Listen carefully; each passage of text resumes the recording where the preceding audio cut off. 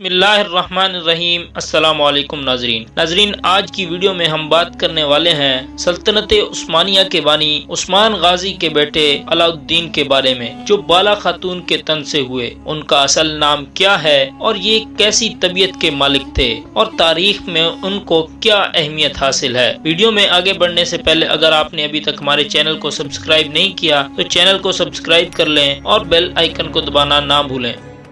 عثمان غازی کے دوسرے بیٹے جو بالا خاتون کے تن سے پیدا ہوئے، ان کے اصل نام کے بارے میں کچھ مورخین کا کہنا ہے کہ ان کا نام علی یا علی اردن تھا، لیکن بورسا فاؤنڈیشن کی قدیم دستاویزات میں ان کا نام علاؤالدین کے طور پر درج ہے۔ ان کی پیدائش کا سال تاریخ میں نامعلوم ہے اور ان کی پیدائش ان کے نانا شیخ ادابالی کی نگرانی میں ہوئی، لیکن سوال یہ پیدا ہوتا ہے کہ یہ عثمان غازی کے بڑے بیٹے تھے یا چھوٹے، تو اس بارے میں تاریخ میں کوئی وضاحت موجود نہیں۔ کچھ مورخین کہتے ہیں کہ علاؤالدین بڑے ہیں اور کچھ مورخین کا کہنا ہے کہ اورحان غازی بڑے ہیں۔ ناظرین، علاؤالدین پاشا اورحان غازی کی نسبت صبر اور تحمل والے تھے، اور اس کی وجہ شاید یہ بھی ہے کہ وہ اپنے نانا شیخ ادابالی کے ساتھ زیادہ وقت گزارتے تھے اور ان کی پرورش شیخ ادابالی نے کی تھی۔ علاؤالدین پاشا عثمان غازی کی وفات سے پہلے کبھی اپنے والد کے پاس اور کبھی اپنے نانا کے پاس قیام کرتے تھے، لیکن ریاست قائم ہونے کے بعد ان کا نام سلطان اورحان کے ساتھ سلطان علاؤالدین پاشا بھی لیا جانے لگا۔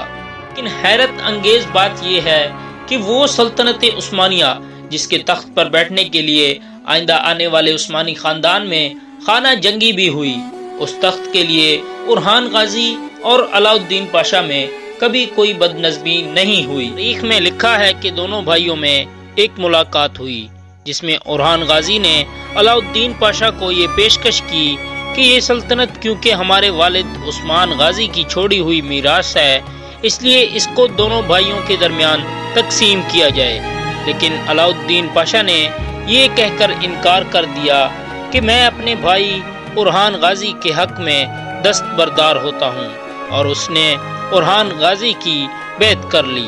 اورحان غازی نے ان سے خوش ہو کر ان کو یہ پیشکش کی کہ وہ ریاست کے کاموں میں ان کا ہاتھ بٹائیں، اور علاؤالدین نے یہ پیشکش قبول کر لی۔ ناظرین، علاؤالدین نے اورحان غازی کی خواہش پر کئی جنگوں میں شرکت بھی کی۔ ناظرین، علاؤالدین تاریخ کے ان چند شخصیات میں سے ایک تھے جس نے ایک وقت میں تلوار، ذہانت اور مذہب کی خوبیوں کو استعمال کیا۔ ان کا مزاج ساؤچی بے جیسا تھا، جو تلوار سے زیادہ قلم میں دلچسپی رکھتے تھے۔ ناظرین، ریاستی معاملات میں اورحان غازی اپنے بھائی علاؤالدین سے مشورے لیا کرتے تھے، اور علاؤالدین ان کو بہت اچھے مشورے دیتے تھے جس سے اورحان غازی کی مشکلات میں آسانی ہو جاتی تھی۔ ناظرین، اب جانتے ہیں کہ علاؤالدین نے سلطنت کے لیے کیا کیا کارنامے سر انجام دیے۔ ناظرین، علاؤالدین بے یہ جانتے تھے کہ سلطنتیں صرف سلطانوں اور جنگجوؤں سے قائم نہیں ہوتی، بلکہ مذہبی علماء بھی ریاست کے لیے ریڑھ کی ہڈی کا کام کرتے ہیں۔ علاؤالدین نے اورحان غازی کے نام کے سکے بھی جاری کروا دیے۔ علاؤالدین نے ریاست کے مختلف طبقوں کے لیے مختلف لباس مخصوص کیے۔ ناظرین، ارطغرل غازی اور عثمان غازی کے دور میں کوئی مخصوص فوج نہیں تھی، بلکہ جب کوئی جنگ پیش آتی تو پہلے اعلان کیا جاتا تھا کہ جو جنگ میں شریک ہونا چاہتا ہے وہ فلاں روز فلاں مقام پر پہنچ جائے، اور ان کی کوئی تنخواہ یا معاوضہ نہیں ہوتا تھا، بلکہ جو مال غنیمت ہوتا اس کا کچھ حصہ ان کو تقسیم کیا جاتا تھا، اور نہ ہی فوج کے لیے کوئی خاص لباس ہوتا تھا۔ علاؤالدین نے اپنی سلطنت کے لیے ایک مخصوص فوج تیار کی اور ان کی تنخواہیں مقرر کی، اور ان کے لیے ایک لباس مخصوص کیا، اور ان کو 20-20 100 کی تعداد میں دستے بنائے۔ علاؤالدین کے فوج بنانے کے بعد سلطنت عثمانیہ کی طاقت میں مزید اضافہ ہوا۔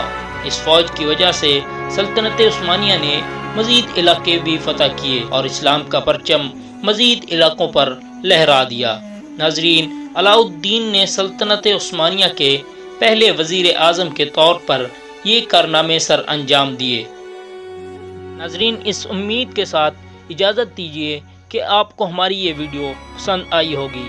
ویڈیو اچھی لگے تو ویڈیو کو لائک کر دیں، ہمارے چینل پر پہلی مرتبہ آئے ہیں تو چینل کو سبسکرائب کر لیں، اور کمنٹ باکس میں اپنی رائے کا اظہار ضرور کریں۔